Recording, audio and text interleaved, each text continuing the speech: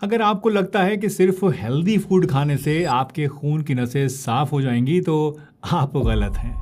और जो सच्चाई आज मैं आपको बताने वाला हूँ वो आई एम श्योर आपको हिला कर रख देगी। जी हाँ, नसों को प्रोटेक्ट करने का नंबर 1 मील एक ऐसी चीज़ है जो कि आपने कभी खाई ही नहीं है।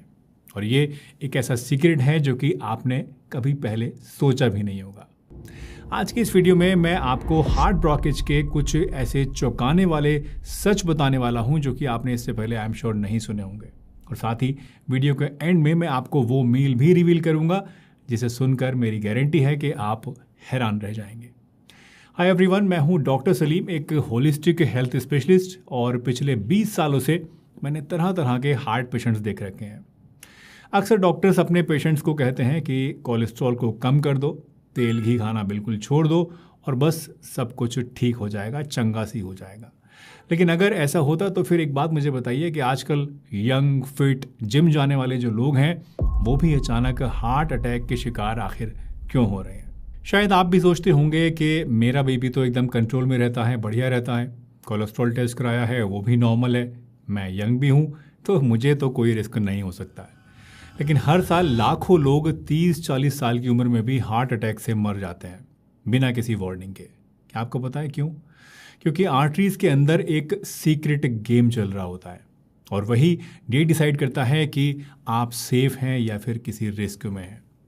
आगे मैं आपको 2 ऐसे बड़े मिथ्स बताऊंगा जो कि 90% डॉक्टर्स भी गलत समझते हैं, और फिर बताऊंगा वो नंबर 1 मील जो कि आपकी आर्टरीज को एक्चुअल में सेव कर सकता है। तो stay tune till the end. और हाँ, वीडियो को ध्यान से देखिएगा। टॉपिक थोड़ा सा कॉम्प्लिकेटेड है लेकिन मैंने इसे आसान भाषा में बहुत ही डिटेल से बनाने की कोशिश की है ताकि आपको पूरी की पूरी जानकारी अच्छे से मिल जाए और समझ में भी आ जाए। दोस्तों, जब भी हम हार्ट अटैक या ब्लॉकेज के बारे में बात करते हैं तो हमेशा हम बस कोलेस्ट्रॉल के बारे में ही बात करते हैं, ट्राइग्लिसराइड्स के ही बारे में बात करते हैं या फिर फैट्स के बारे में बात करते हैं। लेकिन एक चीज़ इससे चक्कर में हम बिल्कुल मिस कर जाते हैं और ये मोस्ट इम्पॉर्टेंट चीज़ है इंसुलिन रेजिस्टेंस।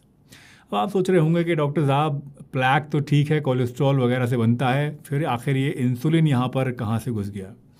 जी हाँ, ये आपकी बात बिल्कुल सच है, सोच भी ठीक है, लोगों को अक्सर ऐसा लगता ही है, लेकिन ये एक बहुत बड़ी गलतफहमी है। देखिए, कोलेस्ट्रॉल तो सिर्फ रॉ मटेरियल होता है, पर ये रॉ मटेरियल कब चिपक कर प्लैक बनाएगा और कब ये शांत रहेगा इसका फैसला करता है आपका मेटाबॉलिज्म।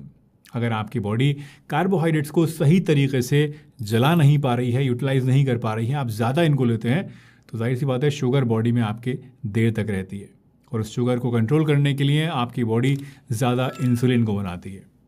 प्रॉब्लम तब शुरू होती है जब रोज़ रोज़ इंसुलिन बढ़ती रहती है, ये साइकिल चलती रहती है और सेल्स उसकी बात सुनना बंद कर देती है। यहीं से शुरू होता है असली चेन रिएक्शन, जिसे मैं कहता हूं इंसुलिन स्पाइरल ऑफ डेथ। अक्सर लोग सोचते हैं कि इंसुलिन स्पाइक्स से बचने के लिए सिर्फ चीनी छोड़ना आपके लिए काफ़ी होता है, लेकिन सच ये है कि सिर्फ चीनी छोड़ना ही काफ़ी नहीं है।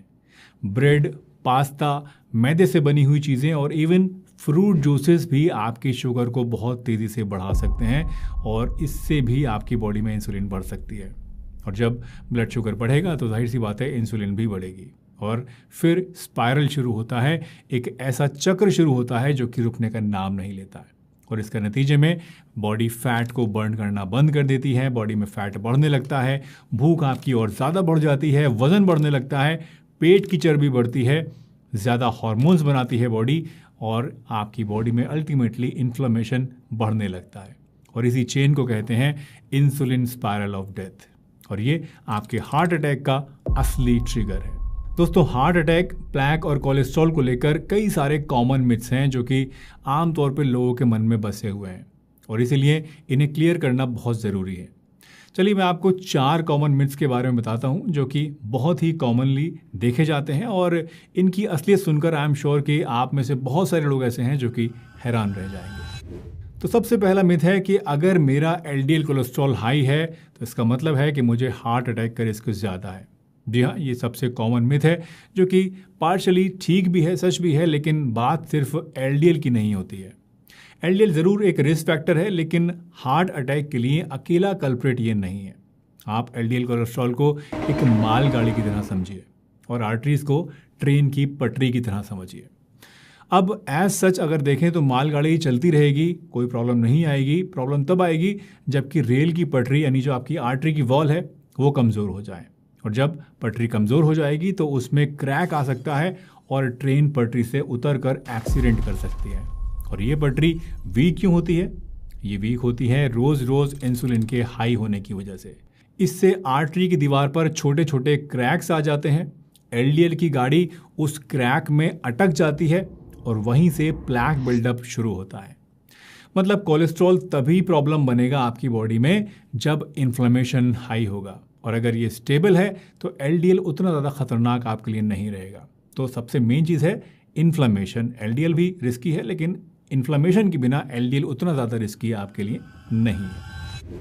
दूसरा मिथ है कि यंग लोगों को हार्ट अटैक का रिस्क नहीं होता है, और ये सबसे ज़्यादा डेंजरस सोच है।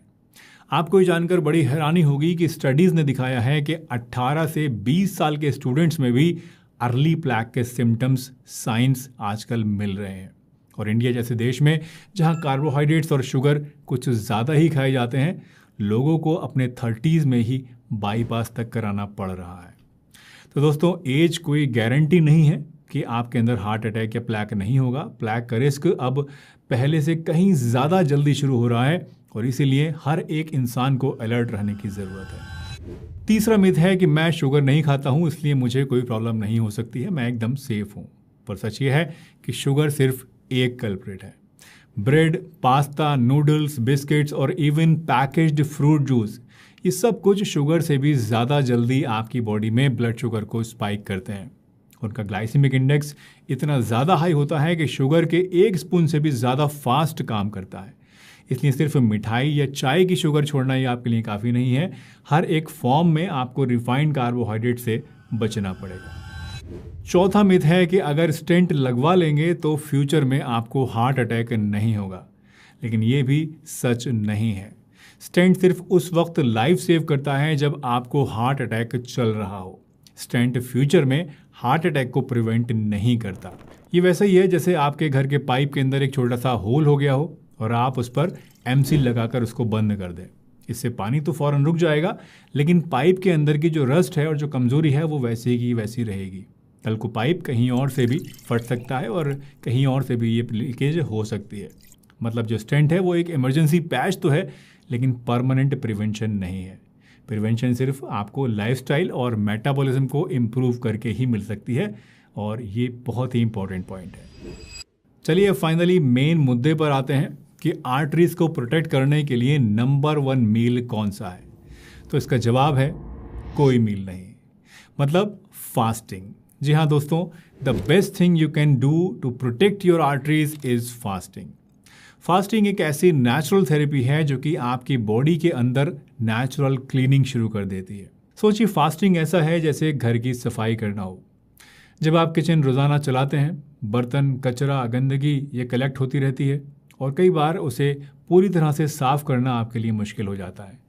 लेकिन अगर आप किचन को एक दिन बंद कर दें, उसमें कुछ खाना वगैरह ना बनाएं और सिर्फ आप सफाई ही करें, तो जाहिर सी बात है सफाई करना आपके लिए आसान हो जाएगा और आप ज़्यादा अच्छे से कर भी पाएंगे। बिल्कुल वैसे ही फास्टिंग आपकी बॉडी के किचन को बंद करने की तरह होती है। आपकी बॉडी को एक ब्रेक मिल जाता है। सेल्स अपने पुराने डैमेज्ड पार्ट्स को रिसाइकिल करने लगते हैं और इस प्रोसेस को कहते हैं ऑटोफेजी। और ये है आपकी आर्टरीज की असली सफाई अभियान। इससे बॉडी में इन्फ्लेमेशन कम होता है, जिससे कि सॉफ्ट प्लैक रप्चर होने का रिस्क कम हो जाता है। इंसुलिन बेटर काम करता है, प्लैक स्टेबल होने लगता है, भूख और क्रेविंग्स आपके अंदर कम हो जाती हैं और अल्टीमेटली हार्ट अटैक का रिस्क कम होने लगता है। मगर सवाल ये आता है कि फास्टिंग करना कैसे शुरू करें, स्टार्ट कहाँ से करें। तो शुरुआत हमेशा आप सिंपल तरीके से कीजिए। डिनर जल्दी और ब्रेकफास्ट लेट कीजिए। कोशिश कीजिए कि आपके डिनर और नेक्स्ट डे के ब्रेकफास्ट के बीच में 12 से 14 घंटे का गैप बन जाए। जब कुछ दिन ऐसा करने की आपको आदत हो जाए तो आप इस गैप को धीरे धीरे बढ़ाइए और 16 घंटे तक कर दीजिए। फॉर एग्जाम्पल, डिनर 8 बजे कीजिए और अगले दिन जो नेक्स्ट डे का आपका मील है वो 12 बजे आप लीजिए, या फिर डिनर 6 बजे कीजिए और अगला मील जो अगले दिन का है वो 10 बजे सुबह में कीजिए। फास्टिंग के दौरान सिर्फ पानी, ग्रीन टी या फिर ब्लैक कॉफ़ी पीजिए, या फिर नींबू पानी, नारियल पानी इस तरह की लिक्विड चीज़ें आप ज़्यादा लीजिए। फास्टिंग के बाद जो खाना आप खाते हैं उसमें आप सिंपल घर का खाना लीजिए, जैसे कि सब्ज़ी, दाल, प्रोटीन और लो कार्बोहाइड्रेट्स, और बहुत ज़्यादा हैवी खाने से बचिए। लेकिन हाँ दोस्तों, सबसे इम्पॉर्टेंट बात ये याद रखिएगा कि फास्टिंग सबके लिए सेफ़ नहीं होती है। अगर आपको डायबिटीज़ है और आप इंसुलिन या शुगर की टैबलेट्स लेते हैं, या फिर आप प्रेग्नेंट लेडी हैं, बच्चे को दूध पिलाती हैं, तो हमेशा डॉक्टर की गाइडेंस में ही आप ऐसा करें। अब आप सोच रहे होंगे कि कितनी बार फास्टिंग हमें करनी चाहिए, 1 महीने में, 15 दिन में, रोज़ाना, कैसे? तो देखिए, इसका सिंपल सा जवाब ये है कि अगर आप रोज़ाना 12 से 14 घंटे का गैप अपने डिनर और ब्रेकफास्ट के बीच में रखते हैं तो ये आपके लिए सेफ़ और इफ़ेक्टिव है, और ऐसा आप रोज़ाना कर सकते हैं। इसके अलावा अगर आप 16 घंटे का फास्ट करते हैं तो 1 हफ्ते में आप 4 से 5 दिन ऐसा कर सकते हैं। इतना करना आपके लिए काफ़ी है। और अगर आप 24 घंटे या उससे भी ज़्यादा का लॉन्ग फास्ट करते हैं तो ऐसा आप महीने में या फिर 15 दिन में 1 बार कर सकते हैं। लेकिन ये, जैसा कि मैंने आपको बताया, अगर कोई सीरियस कंडीशन है तो हमेशा डॉक्टर के गाइडेंस के बाद ही आप कीजिएगा, और एकदम से सीधे इतना ज़्यादा लंबा फास्ट करने की कोशिश भी कभी मत कीजिएगा। पहले कम टाइम से स्टार्ट कीजिए और फिर धीरे धीरे जैसे आपकी बॉडी आदी होने लगे तो आप टाइम को बढ़ाइए। एकदम से चाहें कि मैं बिल्कुल 24 घंटे 48 घंटे का फास्ट कर लूँ तो वो आपके लिए मुश्किल हो सकता है, और आपकी बॉडी उससे बहुत ज़्यादा नुकसान में भी जा सकती है। दोस्तों, फास्टिंग एक पनिशमेंट नहीं है, ये आपके हार्ट के लिए एक गिफ्ट की तरह है। कम खाकर भी ज़्यादा एनर्जेटिक फील करना, बीपी और शुगर को कंट्रोल में रखना और हार्ट अटैक के रिस्क को ड्रास्टिकली कम करना, ये इसकी असली मैजिक है, असली जादू है। वैसे अगर आप इंटरमिटेंट फास्टिंग के बारे में डिटेल से समझना चाहते हैं कि ये आपकी बॉडी के अंदर क्या क्या चेंजेस लाता है, तो अब आप चाहें तो यहाँ इस वीडियो पर क्लिक करके इसको भी ज़रूर देखिएगा। बहुत इन्फॉर्मेटिव है ये वाली वीडियो भी। मिलते हैं एक नई वीडियो में। अगर अच्छी लगी हो तो लाइक करके जाइएगा। बहुत मेहनत से ये वीडियो बनाई है और आप लोग देख तो लेते हैं, कमेंट भी कर देते हैं, शेयर वेयर नहीं करते हैं, तो प्लीज़ अपने फैमिलीज़ में, अपने यार दोस्तों में, जानने वालों में, सब जगह शेयर किया कीजिए ताकि सभी लोगों को वीडियोस देखने को मिल सकें और हमारा इंडिया क्या, मैं तो कहता हूँ पूरी दुनिया हेल्दी बन सके। मिलते हैं एक नई वीडियो में। तब तक के लिए अपना ध्यान रखिए, हंसते रहिए, मुस्कुराते रहिए, रोज़ कुछ ना कुछ नया सीखते रहिए ताकि आप रह सकें हेल्दी हमेशा।